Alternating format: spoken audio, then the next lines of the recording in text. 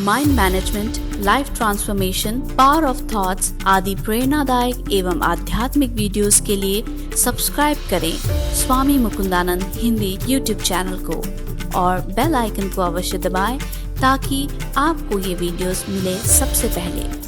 अब यदि हमारी मान्यता है मुझे सफलता मिलेगी, तो हमारा अवचेतन मन प्रयास करता चला जाएगा उस सफलता की ओर।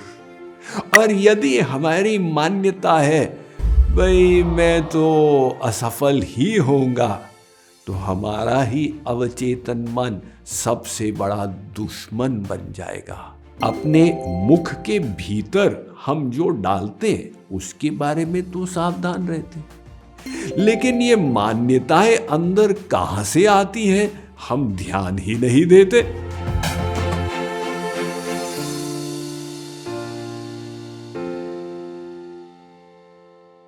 एक महिला रात को सोते समय अक्सर एक स्वप्न देखती थी जिसमें एक राक्षस आकर उसको परेशान करता था। एक बार वो स्वप्न अत्यधिक भयानक हो गया।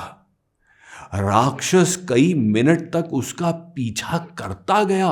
वो आगे भागती गई, वो उसके पीछे आता गया और लास्ट में वो एक पहाड़ तक पहुंची और कोई भागने की जगह नहीं थी।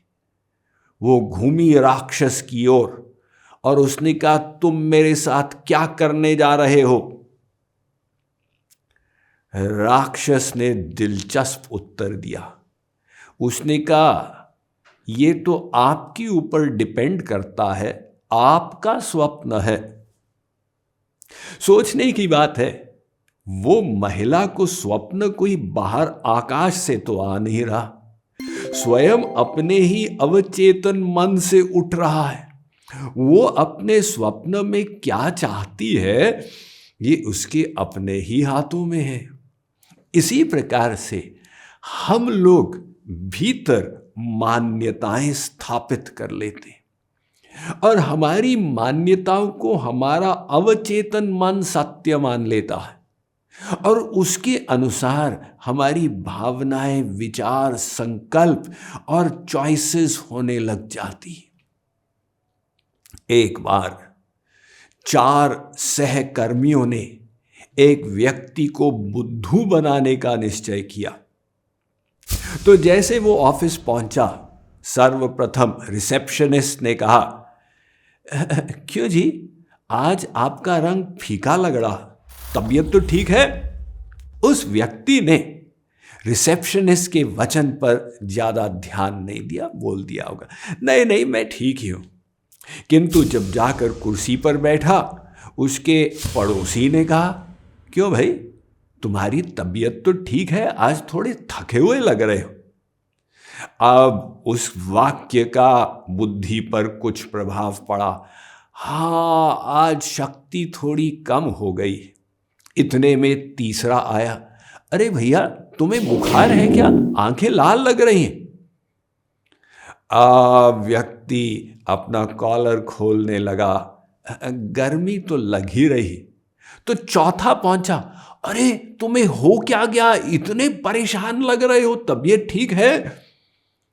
उसने सोचा कि भाई मैं तो आज बीमार ही हूं, बॉस को कहा आज मैं ऑफिस से छुट्टी ले रहा हूं, कुछ तबीयत गड़बड़ हो गई है। इस सिलसिले में वो व्यक्ति पर किस चीज का असर पड़ा? 4 लोगों ने उसकी मान्यता को परिवर्तित कर दिया। उसका अवचेतन मन सोचने लगा कि मैं तो बीमार हूं, और जब मन ने ऐसा सोच लिया, शरीर भी फैक्ट में अस्वस्थ होने लगा। ये है हमारे व्यक्तित्व में मान्यताओं का, बिलीफ्स का प्रभाव। इसी के अनुसार पाश्चात्य जगत में रिच डैड पुअर डैड सिद्धांत बनाया गया। क्या है ये? एक बालक रईस परिवार में बड़ा हुआ। उसने बाल्यावस्था से ही समृद्धि देखी और मान्यता हो गई कि समृद्धि प्राप्त करना मेरा अधिकार है। बड़े होने पर उसे कभी गरीबी भी मिली तो उसकी मान्यता रही, अरे ये तो टेम्परेरी अवस्था है, मैं इससे पार जाके अमीर होने की क्षमता रखता हूं। दूसरा बालक गरीबी में बड़ा हुआ, उसने बाल्यावस्था में निर्धनता ही देखी और उसके भीतर मान्यता स्थापित हो गई कि मेरा जीवन तो ऐसा ही रहेगा, और आगे जाकर जब गरीबी मिली उसने उससे पार जाने के लिए संघर्ष नहीं किया। तो मान्यताएं कितना महत्व रखती हैं हमारे जीवन में। आखिर मान्यता होती क्या है? देखिए, ये विश्व इतना कॉम्प्लेक्स है, इसका विश्लेषण करना हमारी लघु बुद्धि के लिए पूर्णतया संभव नहीं है। अतः हम अपनी मान्यताएं बना देते हैं जिसके माध्यम से हम विश्व को देखते हैं। अब यदि हमारी मान्यता है मुझे सफलता मिलेगी, तो हमारा अवचेतन मन प्रयास करता चला जाएगा उस सफलता की ओर। और यदि हमारी मान्यता है भाई मैं तो असफल ही होऊंगा, तो हमारा ही अवचेतन मन सबसे बड़ा दुश्मन बन जाएगा। इसलिए तो प्रसिद्ध उद्योगपति हेनरी फोर्ड ने कहा था, whether you believe you can do something or you believe you cannot, in either case you are right. तो मान्यताएं हमें सफल बना सकती हैं, असफल बना सकती हैं, स्वस्थ बना सकती हैं, अस्वस्थ बना सकती हैं, इत्यादि। अब अपने मुख के भीतर हम जो डालते हैं उसके बारे में तो सावधान रहते, लेकिन ये मान्यताएं अंदर कहां से आती हैं हम ध्यान ही नहीं देते। कुछ मान्यताएं देखा सुनी आ जाती। 4 लोगों ने कहा भाई रियल एस्टेट में इन्वेस्ट करो जरूर लाभ होगा। हाँ भाई, ये 4 लोग कह रहे हैं ये सही सिद्धांत होगा। कुछ मान्यताएं अपने अल्प अनुभव से आ जाती। 2 डॉक्टरों ने धोखा दिया तो विश्वास कर लिया सब डॉक्टर धोखेबाज ही होते हैं। कुछ मान्यताओं का कारण होता है हमने एक बात को बार बार सुना। जैसे हिटलर का मंत्री था जोसेफ गोएबेल, उसका कहना था कि एक झूठ को अगर 100 बार बोल दिया जाए लोग उसे सत्य मानने लग जाते हैं। किंतु हमारे शास्त्र कहते हैं कि ये सब उपाय उचित नहीं है।